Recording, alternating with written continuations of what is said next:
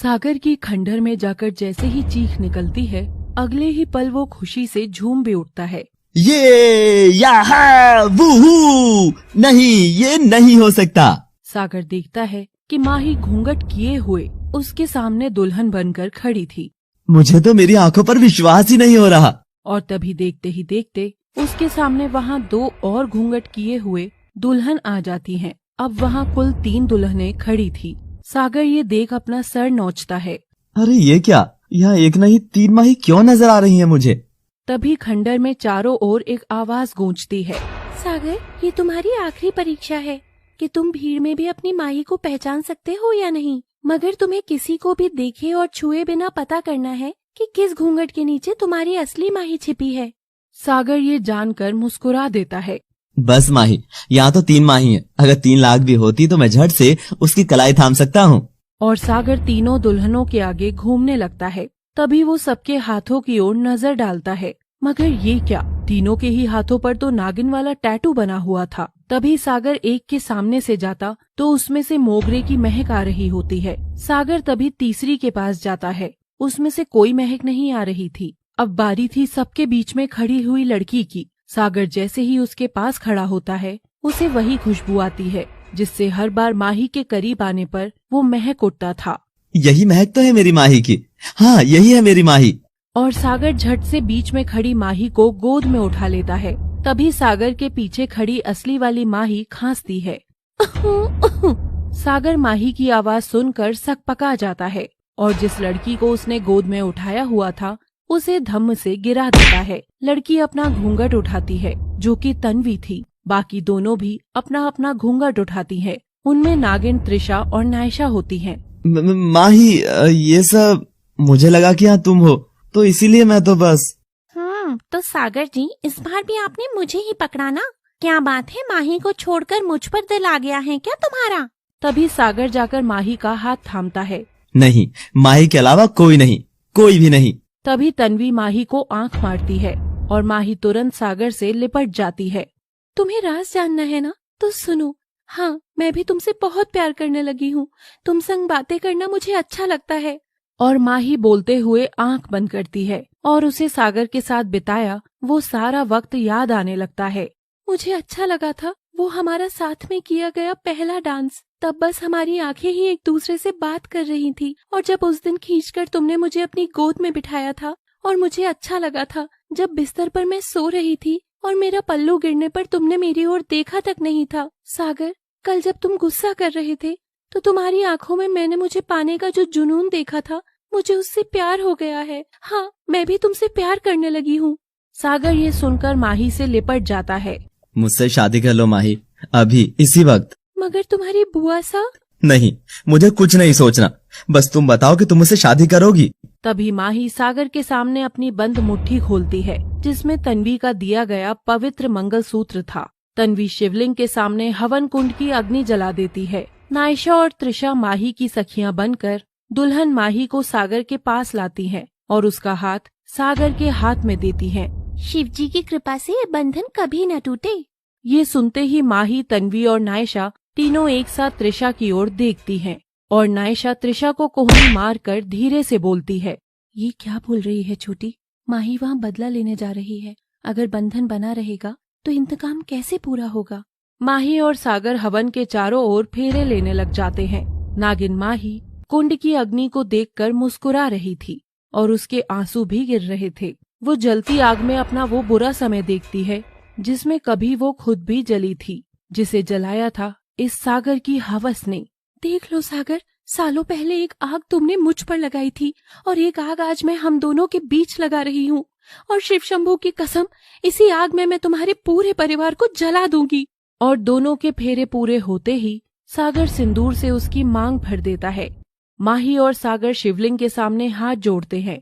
सागर, अगर तुम इजाजत दो तो क्या हम लोग हमारी सखी को वहाँ तक छोड़ने आ सकते हैं? हाँ हाँ, क्यों नहीं। और सारी सखियां सागर और माही के साथ जाने लगती हैं। खंडर से बाहर निकलते हुए माही जैसे ही पलटकर देखती है, शिवलिंग के ठीक बगल में हल्की रोशनी में उसे अपनी माँ की परछाई दिखाई देती है, जो उसकी ओर अलविदा कर रही थी। माही अपनी माँ का आशीर्वाद पाकर खुश होती है। बस अब जल्दी ये सारी कहानी खत्म होने वाली है। मैं खुद इसे अपने हाथ से खत्म करूंगी।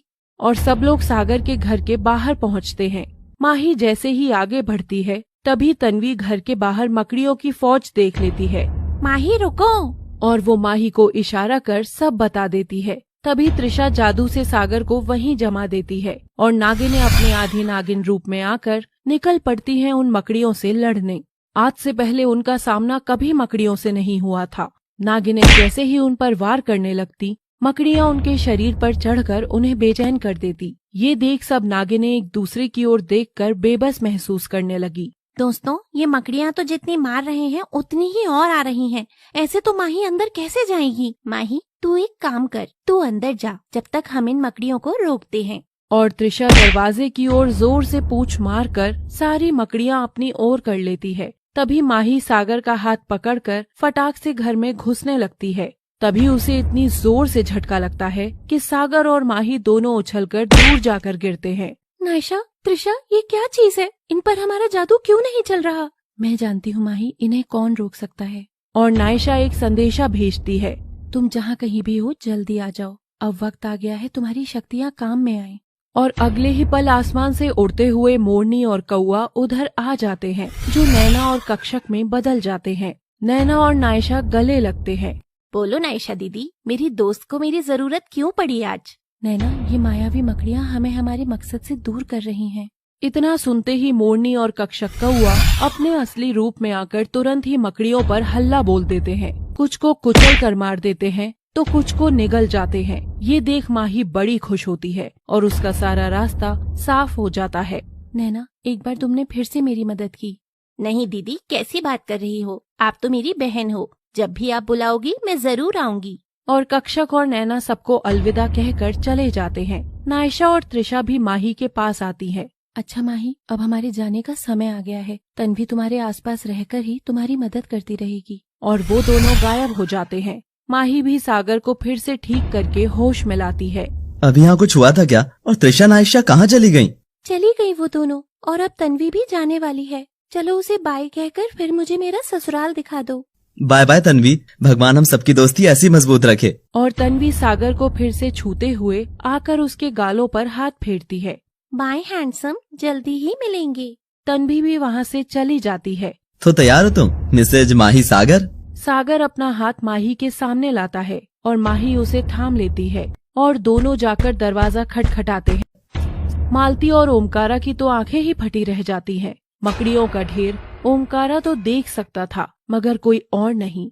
सागर, ये सब क्या है? सागर माही का हाथ थामे ऊपर उठाता है। बुआ सा, मैंने शादी कर ली है। अब या तो आप हमें खुशी खुशी अपना लीजिए, वरना मैं और मेरी पत्नी यहाँ से चले जाते हैं। मालती उस समय संयम से काम लेती है। बेटा, कैसी बात कर रहा है? तेरे बिना मेरा ये घर आखिर घर रहेगा क्या? तू अंदर आ और बहू को भी ला। मैं भी तो देखूं किस चांद को तू घर में लाया है। सागर अपनी बुआ की मिठास देखकर बड़ा ही खुश होता है। देखा, मैंने कहा था ना कि बुआ सा मेरी खुशी जरूर समझेंगी, और मेरी खुशी बस तुम में ही है। अनोखी दूर खड़ी ये सब देखकर अंदर ही अंदर चिढ़ रही थी। सागर और माही अंदर आकर सोफे पर बैठते हैं। मामा जी, आप भी देखो ना मेरी पत्नी को। और मालती आकर माही का जैसे ही घूंघट खोलती है, उसकी आंखें फटी की फटी रह जाती हैं। वाह सागर, क्या चांद जैसी बहू लाया है तू मेरे लिए। एक बार देख के तो जी भी ना भरे।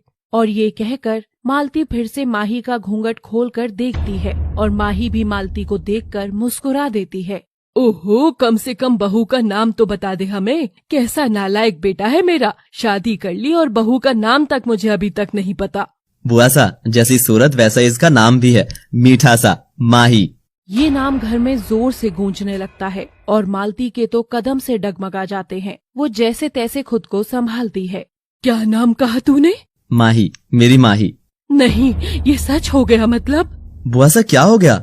और मालती एक बार फिर से डरते हुए माही के घूंघट में झांक कर देखती है तो इस बार नागिन का आधा चेहरा जला हुआ और नागिन की परछाई वाला था। मालती की सांसें तेज हो जाती हैं और वो घबराकर वहाँ से अपने कमरे में चली जाती है। तभी ओमकारा भी आकर बहू का घूंघट उठाकर उसे देखता है तो नागिन लाल आंखें ओमकारा की ओर निकालती है। नागिन की आंखों के आक्रोश से ओमकारा की भी हिम्मत डगमगा जाती है और वो भी मालती के पास चला जाता है। अरे, ये क्या हुआ? सागर, शायद बुआ सा और मामा जी को मेरी शक्ल अच्छी नहीं लगी। चुप करो तुम, ऐसा कुछ नहीं है। लगता है बुआ साहब परेशान है। तो मेरे छोटे भाई से मिलना, वो इन सबसे बिल्कुल नॉर्मल है। और सागर आशु को बुलाता है और आशु माही का घूंघट उठाकर उसे देखता रह जाता है और फिर गाल सहलाते हुए खुश होता है। मेरी भाभी तो बहुत सुंदर है। माही भी आशु का बचपना देख हंस देती है। हाँ देवर जी। इन दुश्मनों के घर में उसे बस आशु ही एक नॉर्मल लगा था।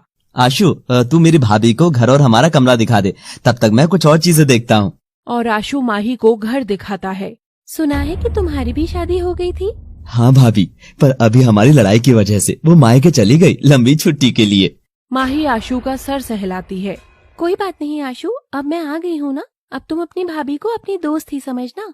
उधर मालती और ओमकारा बातें कर ही रहे थे कि तभी अनोखी तिलमिलाते हुए कमरे में आती है। बाबा, मुझे वहीं वापस भेज दो जहाँ से मैं आई हूँ। मैं यहाँ मेरा मजाक बनवाने नहीं आई। पहले तो कहा शादी करानी है और फिर अब मैं इस घर में बस दूर से खड़ी होकर देखने वाली नौकरानी ही बनकर रह गई हूँ। अनोखे, तुम चिंता मत करो, सागर तुम्हारा ही होगा। अच्छा हुआ नागिन अपना शिकार करवाने खुद ही इस घर में आ गई है। अब नागिन भी हमारी होगी और नागमणि भी। फिर कुचल देना उसका फन तुम खुद ही। हा, हा, हा, हा, हा, हा, हा। रात का समय होता है। कमरा सुहागरात के लिए सजाया जा चुका था। माही ये सोच सोच कर थोड़ा घबरा रही थी कि वो सागर की नजदीकियों से कैसे बचेगी। तभी तन्वी कमरे में प्रकट होती है। वाह माही, आज तो तूने खंडर में क्या ही एक्टिंग की थी। ऐसे ही चल, सब अच्छा होगा। और आज रात की भी चिंता मत करना। जैसे ही वो कमरे में आए तू नाटक करके सो जाना। और तन्वी वहाँ से चली जाती है। एक्टिंग? क्या मैंने सच में एक्टिंग की थी? वो सब बातें तो मेरे मन के भीतर से सच में निकली थी। तो इसका मतलब है कि अब मैं अपने मकसद से भटकने लगी हूँ। नहीं माही नहीं, अगर मुझे सागर को मारने के लिए फिर से अपना जिस्म कुर्बान करना पड़े तो मैं कर दूंगी। और फिर सागर जैसे ही आता है उसे माही बिस्तर पर बैठी नजर आती है। ये क्या? मैं तो सोने का नाटक कर सकती थी, मगर मैंने ऐसा क्यों नहीं किया? सागर माही की ओर देख रहा था। माही भी सागर की ओर देखती है तो उसे उसके चेहरे पर अजीब सी हवस नजर आती है। सागर अब आहिस्ते आहिस्ते उसकी ओर बढ़ रहा था। माही ने मुट्ठी में बिस्तर को भींच लिया था। आखिर बंद दरवाजे में दोनों के भीतर के राज कब तक खेलेंगे यूं लुका छिपी।